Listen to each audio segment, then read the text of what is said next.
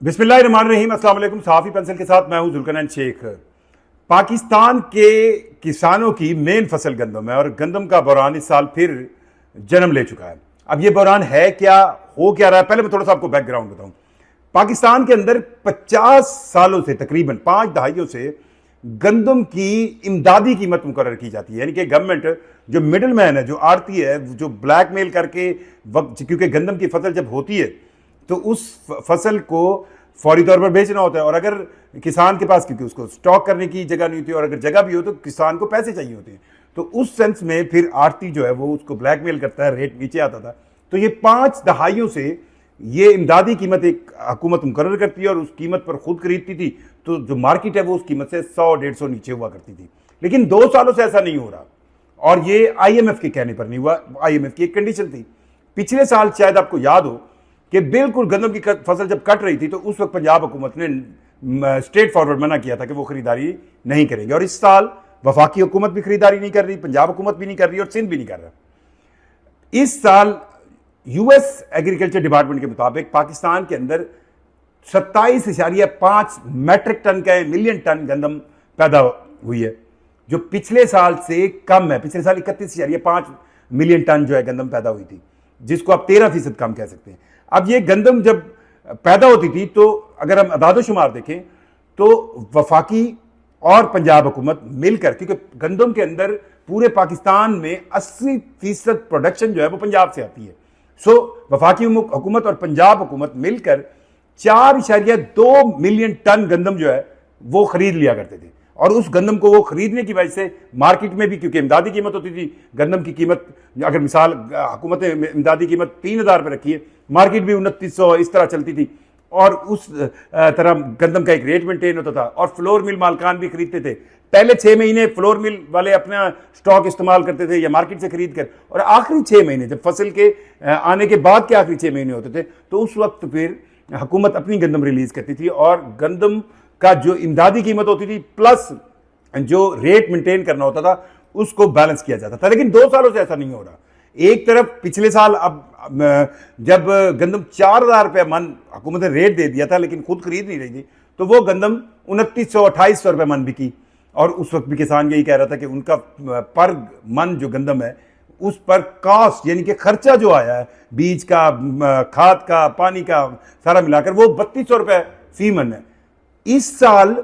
अच्छा, ये अब ये मार्केट में जब आड़ती खरीदता है तो वो 2900 रुपये खरीदी गई, लेकिन पूरा साल गंदम से बनने वाली सबसे मेन जो आइटम है आटा, आटा समेत जो दीगर मसनूआत है उनके रेट जो है वो जो कीमत इमदादी थी उससे ऊपर रहे। यानी कि आटा आपको 4400, 4500, 4600 रुपये मन से कम नहीं मिला, जबकि पहले जो होता था कि अगर गंदम की इमदादी कीमत 4,000 रुपये मन है तो उसमें किसान को भी पैसे मिलते थे और रेट यही रहता था। यानी कि रेट जो उसकी प्रोडक्ट का था वो वहीं पर रखा फ्लोर मिल वालों ने, मिडल मैन ने, आड़तीये ने, लेकिन जब खरीदारी का टाइम आता उन्होंने सस्ती ली।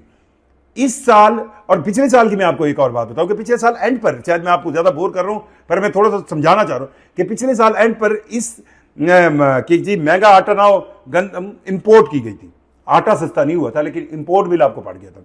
इस साल अब फिर गंदम नहीं खरीदी जा रही, और पंजाब हुकूमत गंदम पैकेज दे रही है 2 तरह से। एक तरफ तो वो कह रहे हैं कि फ्लोर मिल वाले जो है वो अपनी साल की गंदम खरीद ले और हम उनको कर्जा देंगे, पंजाब बैंक ऑफ पंजाब देगा और वो लो मार्कअप पर होगा। लेकिन फ्लोर मिल वाले क्यों माने, वो क्यों लें? उनको पता है कि मार्केट, क्योंकि फ्लोर मिल मालकान ही इनफैक्ट आड़ती हैं, आड़ती फ्लोर मिल मालकान, ये मतलब एक गेम है जो जिसको बहुत आसानी से समझा जा सकता है। दूसरी तरफ पंजाब हुकूमत क्या कह रही है कि हम छोटे किसानों को गंदम की जितनी काश की होगी उनके किसान कार्ड में पैसे देंगे। अब वो कितनी बड़ी कहानी है। और साथ साथ ये कहा जा रहा है कि अगर किसी को गंदम स्टॉक करनी है तो हुकूमत अपने जगह देगी, वहां पे आप स्टॉक कर लें, और जितनी गंदम स्टॉक की जाएगी उसके बदले एक इलेक्ट्रॉनिक कार्ड बनेगा, आप उतनी उसका 70% जो है वो किसी भी बैंक से पैसे ले सकते हैं। अब ये कहानी दर कहानी है, ये सिवाय अल्फाज के गोरख धंधे के और कुछ नहीं है। अब होगा क्या? होगा ये जो इंटरनेशनली थिंक टैंक्स कह रहे हैं, जो फूड सेफ्टी पे काम करते हैं, वो ये देख रहे हैं कि साल 2025-26 जो है वो पाकिस्तान के अंदर गंदम के हवाले से, ग़िज़ाई किल्लत के हवाले से एक बड़ा इशू बन सकता है। और वो ये समझ रहे हैं कि पहले 6 महीने में तो चाहे थोड़ा बैलेंस रहेगा, क्योंकि नई नई फसल आई है, फ्लोर मिल वाले भी खरीदे हुए होंगे, आड़ती भी जो छोटे आड़ती होंगे जो ज्यादा देर तक इन्वेस्टमेंट नहीं कर सकते, स्टॉक नहीं कर सकते, वो बेचेंगे। उसमें तो आपको अभी जो इस साल तो 2200 रुपए आम रेट चल रहा है गंदम का, जबकि किसान पीट रहा है कि उसका 3100-3200 रुपए पर मन जो है इस पर खर्चा है। सो अभी तो वो कह रहे हैं कि 6 महीने में वो रेट जो 4400 रुपए आटे का चल रहा है उस पर चलती रहेगी जो पिछला रेट चल रहा है। लेकिन आखिरी 6 महीने जब आएंगे और जिस वक्त सिर्फ गंदम चंद बड़े इजारादारों के पास रहेगी, बड़े स्टॉकिस्ट के पास रहेगी, बड़े वो लोग जिन्होंने 6 महीने से इस पर पैसे लगाए होंगे, तब उस वक्त पाकिस्तान के अंदर गंदम और उसकी मसनूआत स्पेशली आटा उसके रेट हाइक कर जाएंगे। और उन्होंने खदशा जाहिर किया है कि इतनी महंगा आटा हो सकता है जिससे आटे का एक बहरान जन्म लेगा। तो फिर हम क्या करेंगे? फिर हमें गंदम इंपोर्ट करनी पड़ेगी। और अगर हम गंदम इंपोर्ट करेंगे, इंपोर्ट बिल तो आएगा, लेकिन कहीं ना कहीं आपको एक बहरानी सूरत हाल जरूर आएगी। अब इस पर क्योंकि IMF की कंडीशन है और IMF हमें प्रोग्राम दे रही है, इस पर बोल कोई नहीं रहा।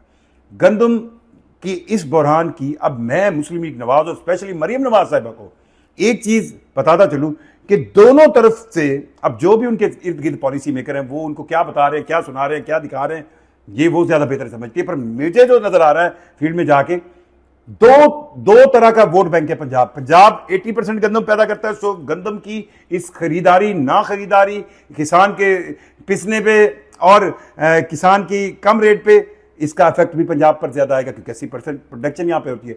सो जब 80% प्रोडक्शन यहां पर होती है और किसान यानी कि देहाती जो वोट बैंक है PMLN का, वो बहुत मुतासर होगा क्योंकि उनको गंदम पर जो की गई लागत है वो भी नहीं मिल रही। और गंदम उनको उगाना उनकी मजबूरी इसलिए होती है किसान को, क्योंकि वो घर की खुद की गंदम उन्हें पूरे साल के लिए चाहिए होती है, तो वो एक लमसम एरिया पर गंदम उगाते हैं।